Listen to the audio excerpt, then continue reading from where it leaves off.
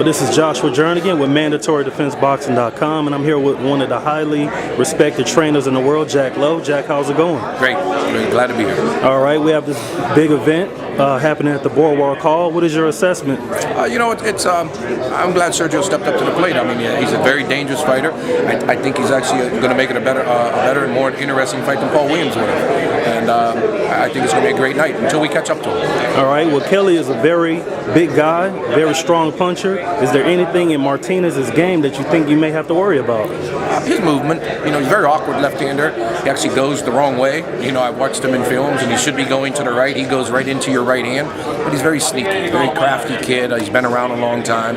People have very underestimated him, kept him under the radar, but he's coming into his own right now, and the thing of it is, he's stepping up to the plate, and I give him all the credit in the world, but he's in for a rude awakening come that night. Absolutely. Well, Kelly's looking slim. He's looking like he's fit. Training camp has begun, correct? Absolutely. How's camp been going? Probably the best I've seen Kelly come into camp in 9 years. Since we've started as a pro, this is, like I said, this is probably the best condition he's come into camp. So we're way ahead of the ball game. Okay. Well, 2009, I think you only had like one fight because of the staph infection, the reoccurring injury. How's his hand right now? Great. No injuries. And we actually had two fights. We had one at the beginning of the year in January, and we fought in December. So again, this is probably one of the first times we've come into camp. No injuries, no hand problems, no nothing. So like I said, everything is, knock on wood, going great. All right.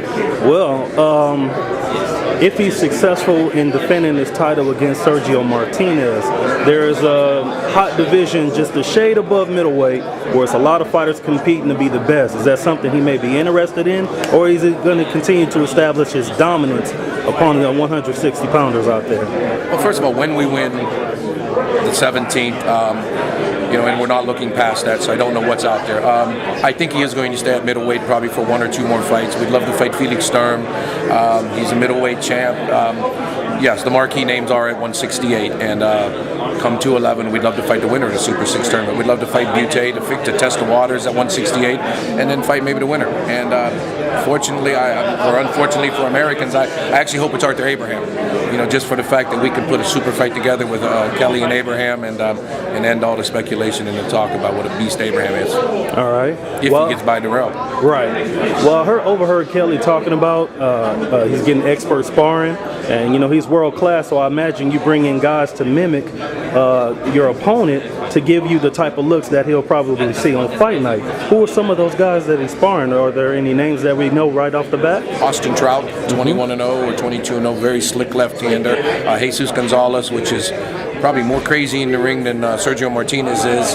Darrell Richardson from back home, very slick kid. It's really hard to mimic him. You can find a lot of left-handers, but to fight somebody that fights the way Sergio does, it's been hard. But all we got to do is be in great condition and get our good sparring, and we'll be fine. All right. Prediction for the fight? Oh, we'll knock him out in the later rounds. Dang.